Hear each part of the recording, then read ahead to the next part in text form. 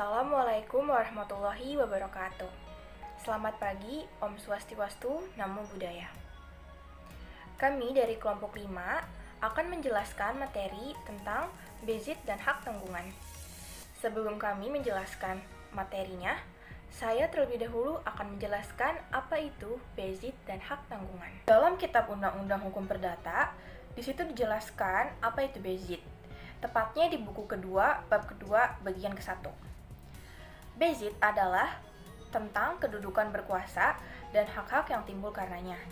Pengertian bezit atau kedudukan berkuasa terdapat di dalam pasal 529 Kitab Undang-Undang Hukum Perdata, yaitu yang dinamakan kedudukan berkuasa ialah kedudukan seseorang yang menguasai suatu kebendaan baik dengan dirinya sendiri maupun dengan perantaraan orang lain, dan yang mempertahankan atau yang menikmatinya selaku orang yang memiliki kebendaan tersebut. Jadi kesimpulannya, pengertian bezit mendekati atau hampir mirip dengan pengertian hak milik atau eigendom. Bedanya pada eigendom lebih menunjukkan suatu hubungan hukum dengan pemiliknya, sedangkan pada bezit lebih menunjukkan adanya hubungan nyata antara si pemegang dan kebendaannya. Fungsi jaminan secara yuridis adalah kepastian hukum tentang pelunasan hutang piutang di dalam perjanjian hutang piutang. Sedangkan jaminan dalam pembiayaan memiliki fungsi, yaitu untuk pembayaran hutang. Seandainya terjadi wan prestasi, yaitu dengan cara menguangkan atau menjual jaminan tersebut sebagai akibat dari indikator pertama, yaitu penentuan jumlah pembiayaan atau pinjaman utang yang akan diberikan kepada debitur, dan meyakinkan bank atau kreditur bahwa debitur mempunyai kemampuan untuk melunasi hutang yang diberikan kepadanya sesuai dengan yang diperjanjikan. Apa itu hak tanggungan? Hak tanggungan adalah jaminan pelunasan utang yang dibebankan pada suatu hak atas tanah, benda-benda lain yang ada di atasnya, yang merupakan satu kesatuan dengan tanah tersebut, untuk pelunasan utang tertentu yang memberikan kedudukan yang diutamakan pada kreditor tertentu terhadap kreditor lainnya. Sifat asesior hak tanggungan. Sifat asesior hak tanggungan ditegaskan dalam pasal 10 ayat 1 Undang-Undang Nomor 4 Tahun 1996 tentang hak tanggungan atas tanah beserta benda-benda yang berkaitan dengan tanah, atau disingkat dengan UUHT, yang berbunyi, pemberian hak tanggungan didahului dengan janji untuk memberi hak tanggungan sebagai jaminan pelunasan utang tertentu yang dituangkan di dalam dan merupakan bagian tak terpisahkan dari perjanjian utang piutang yang bersangkutan atau perjanjian yang menimbulkan utang tersebut. Per definisi, hak tanggungan adalah hak jaminan yang dibebankan kepada hak atas tanah, sebagaimana diatur dalam pasal Undang-Undang Nomor 5 Tahun 1960 tentang Peraturan Dasar Pokok-pokok Agraria, benda-benda lain yang merupakan satu kesatuan dengan tanah tersebut, untuk pelunasan utang tertentu yang memberikan kedudukan yang diutamakan kepada kreditur tertentu terhadap kreditur-kreditur lain. Suatu objek hak tanggungan dapat dibebani dengan lebih dari satu hak tanggungan guna menjamin pelunasan lebih dari satu orang. Apabila objek hak tanggungan dibebani dengan lebih dari satu hak tanggungan, peringkat masing-masing hak tanggungan ditentukan menurut tanggal pendaftarnya pada kantor pertahanan. Hak kebendaan adalah hak yang memberikan kekuasaan langsung atas suatu benda dan dapat dipertahankan terhadap siapapun. Terdapat pada pasal 499 KUH Perdata. Dalam kitab-kitab Undang Hukum Perdata, hak kebendaan dibedakan menjadi dua, yaitu hak kebendaan yang memberi jaminan dan hak kebendaan yang memberi kenikmatan. Hak kebendaan jaminan merupakan jaminan yang berupa hak mutlak atas suatu benda, mempunyai hubungan langsung atas benda tertentu, dapat dipertahankan terhadap siapapun, dan mempunyai ciri-ciri kebendaan, dalam arti memberikan hak mendahului di atas benda-benda tertentu serta mempunyai sifat melekat dan mengikuti benda yang bersangkutan. Hak kebendaan yang memberikan kenikmatan yaitu hak dari subjek hukum yang untuk menikmati suatu benda secara penuh. Hak kebendaan ini dibagi menjadi dua, yaitu bezit dan hak milik. Pada dasarnya, di Indonesia terdapat 4 macam jaminan kebendaan, yaitu gadai, hipotek, fidusia, dan hak tanggungan. Di sini saya akan menjelaskan tentang gadai. Sebelumnya saya akan membawakan 7 poin pokok tentang gadai. Pertama saya akan menjelaskan apa itu hak gadai atau Vanrecht. Istilah gadai berasal dari terjemahan kata van, itu dalam bahasa Belandanya. Oke, hak gadai adalah suatu hak yang diperoleh kreditur atas suatu barang bergerak yang diberikan kepada oleh debitur atau orang lain atas debitur sebagai jaminan pembayaran dan memberikan hak kepada kreditur untuk mendapat pembayaran lebih dahulu daripada kreditur lainnya atas penjualan benda jaminan. Itu adalah pengertian dari gadai. Untuk hak gadai itu sudah tercantum dalam pasal 1150 KUH Perdata. Dalam pasal 1150 KUH Perdata juga sudah disebutkan tentang pengertian gadai itu sama seperti yang saya sebutkan tadi. Itu tidak jauh beda lah pokoknya. Dan juga lebih singkatnya lagi, gadai itu dapat diartikan atau disimpulkan adalah hak yang diperoleh kreditur untuk suatu benda bergerak atas suatu hutang. Itu adalah dari pengertian tentang hak gadai. Tadi saya sudah membahas tentang poin pertama tentang hak gadai. Poin kedua yaitu objek dari hak gadai. Dapat kita lihat objek dari hak gadai itu ada dua macam, yaitu dari benda bergerak yang dimaksud meliputi yaitu benda bergerak yang berwujud atau linmatic zakan dan benda bergerak tidak berwujud atau unlinmatic zakan. Ada juga dari surat-surat berharga yang bisa digadaikan, bisa berupa surat berharga atas bawah atau untender dan surat berharga atas perintah atau unorder dan surat berharga atas nama atau N6. Untuk poin ketiga, saya akan membahas tentang beda case terhadap piutang atas nama dengan gadai pada piutang atas nama. Oke, dalam beda case terhadap piutang ini ada 3 poin pokoknya. Yang pertama, case atas piutang terkait bentuk tertentu dalam artian dituangkan ke dalam suatu kata otentik, sedangkan dalam gadai itu bebas. Yang poin keduanya, pada case pemberitahuan itu dilakukan oleh jurusita sedang memberitahukan oleh gadai tidak ada syaratnya demikian. Untuk poin yang ketiganya, pada case pembuatan hukum itu telah selesai dan dibuatkan akta otentik tersebut. Oke, jadi dimaksud dan case itu apa sih? Gitu kan? Yaitu case itu adalah pengalihan hak yang mengakibatkan terjadinya pergantian kreditur. Saya akan menjelaskan poin keempat, yaitu tentang subjek hak gadai.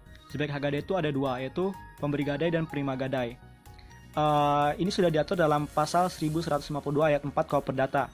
Pemberi gadai atau orang atau badan hukum yang memberikan jaminan dalam bentuk benda bergerak suatu gadai kepada penerima gadai dalam pinjaman uang yang diberikan kepada atau pihak ketiga. Poin kelima yaitu cara menggadaikan hak gadai. Di sini sudah diatur dalam pasal 1151 BW dan juga pasal 1152 KUH Perdata.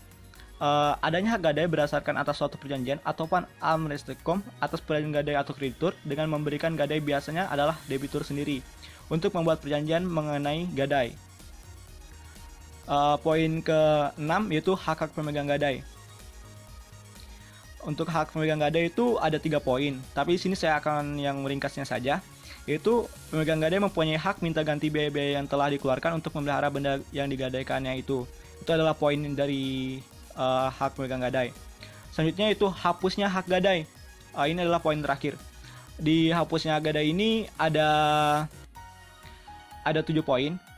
Yang pertama itu karena hapusnya perikatan pokok, yang kedua karena benda gadai keluar dari kekuasaan pemegang gadai, yang ketiga karena musnahnya benda gadai, yang keempat karena penyalahgunaan benda gadai, yang kelima karena eksekusi, dan yang keenam karena kreditor melepaskan benda gadai secara sukarela, yang ketujuh karena percampuran, yang apabila percampuran piutang yang menjamin dengan hak gadai dan benda gadai dalam satu orang. Di sini saya akan menjelaskan tentang hipotek. Hipotek adalah suatu hak kebendaan atas benda-benda yang tak bergerak untuk mengambil penggantian daripadanya bagi pelunasan bagi suatu perikatan. Atau dalam bahasa sederhananya, hipotek adalah utang yang menggunakan aktiva tetap sebagai jaminan. Aktiva tetap tersebut contohnya gedung, bangunan, rumah, mesin, tanah, maupun kapal laut. Dan dasar hukum hipotek diatur dalam KUH Perdata buku 2 bab 7 pasal 1162 sampai dengan pasal 1232. Dan objek-objek hipotek terdapat hipotek untuk pesawat udara yang diatur dalam Undang-Undang Nomor 15 Tahun 1992 tentang penerbangan, dan juga ada hipotek untuk kapal-kapal dalam bobot mati. Dan untuk dijadikan objek hipotek, kapal laut tersebut harus terdaftar dalam Kapal Laut Indonesia yang diatur dalam Undang-Undang Nomor 21 Tahun 1992 tentang pelayaran. Yang pertama, kapal dengan ukuran isi kotor sekurang-kurangnya 20 meter kubik atau yang dinilai sama dengan itu. Poin kedua, dimiliki oleh warga negara Indonesia atau badan hukum yang didirikan berdasarkan hukum Indonesia dan berkedudukan di Indonesia. Dan untuk subjek hipotek di sini dibagi menjadi dua. Yang pertama ada pemberi hipotek atau disebut hipotek giver, dan yang poin kedua penerima hipotek atau hipotek namer. Dan selanjutnya tentang pembebanan hipotek, yaitu perjanjian utang piutang atau perjanjian kredit sebagai perjanjian pokok antara kreditur dan debitur. Merupakan perjanjian yang tidak terikat bentuknya, artinya dapat dibuat secara lisan, tertulis, dengan akta di bawah tangan, atau juga tertulis dengan akta otentik. Dan tingkatan hipotek atas sebuah kapal dapat dibebani beberapa hipotek. Bila mana hal ini terjadi, untuk menentukan tingkatan hipotek pertama, hipotek kedua, dan seterusnya, didasarkan atas tanggal pendaftarannya. Jika hipotek-hipotek tersebut didaftarkan pada hari atau tanggal yang sama, maka hipotek tersebut mempunyai tanggal yang sama atau tingkatan yang sama. Di sini saya akan menjelaskan tentang jaminan fidusia. Sebelum saya menjelaskan tentang jaminan fidusia, kita harus tahu dulu fidusia itu berasal dari bahasa apa sih? Nah, fidusia berasal dari bahasa Romawi yaitu fides, artinya adalah kepercayaan. Untuk pengertian dan juga penjelasan tentang jaminan fidusia bisa kita lihat di dalam pasal 1 ayat 2 Undang-Undang Nomor 42 Tahun 1999 tentang jaminan fidusia.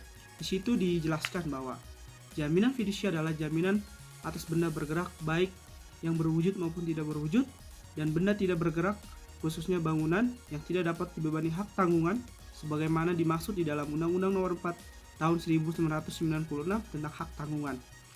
Baik, di sini saya akan memberikan satu contoh tentang jaminan fidusia. Ibaratkanlah saya seorang debitur yang berhutang kepada pihak bank, yaitu kreditur. Nah, di sini saya posisinya memiliki kendaraan roda 4 atau mobil. Saya memberikan PPKB ini kepada pihak bank, tetapi saya tidak memberikan mobil ini. Mobil ini masih dalam penguasaan saya atau pengendalian saya. Nah, mobil inilah diletakkan menjadi jaminan fidusia. Nah, arti dari pemberian dari BPKB ini kepada pihak bank itu adalah saya memberikan secara tidak langsung kepemilikannya kepada pihak bank. Apabila saya melakukan ingkar janji atau melakukan manifestasi terhadap utang piutang saya dengan pihak bank tersebut. Nah, lalu apakah jaminan fidusia itu berdiri sendiri? Tentunya tidak, karena di dalam pasal 4 Undang-Undang Nomor 42 Tahun 1999 tentang jaminan fidusia di situ dikatakan bahwa jaminan fidusia merupakan perjanjian ikutan dari suatu perjanjian pokok yang menimbulkan kewajiban bagi para pihak untuk memenuhi suatu prestasi.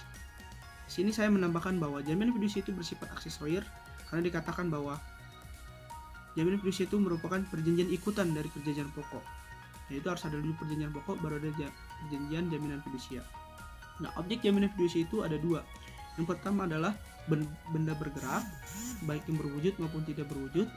Yang kedua adalah benda tidak bergerak, khususnya bangunan yang tidak dapat dibebani hak tanggungan yang terdapat di dalam Undang-Undang Nomor 4 Tahun 1996 tentang hak tanggungan.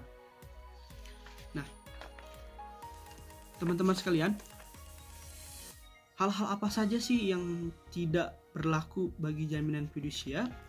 Itu bisa kita lihat di dalam pasal 3 Undang-Undang Nomor 42 Tahun 1999 tentang jaminan fidusia. Di situ dikatakan bahwa ada 4 poin tidak berlaku untuk jaminan fidusia. Yang pertama adalah hak tanggungan. Nah, hak tanggungan itu yang berkaitan dengan tanah dan bangunan sepanjang peraturan perundang-undangan yang berlaku yang menentukan atas benda-benda tersebut wajib didaftarkan. Yang kedua adalah hipotek atas kapal yang berukuran dengan isi kotor 20 meter kubik atau lebih. Yang ketiga adalah hipotek atas pesawat terbang. Yang keempat adalah gadai.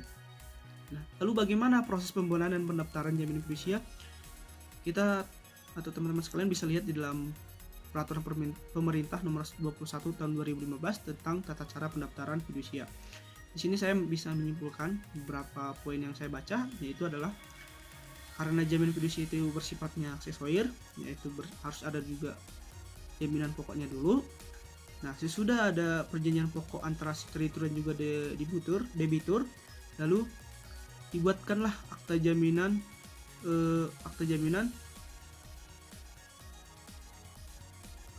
fidusia secara notarial atau daftarkan kepada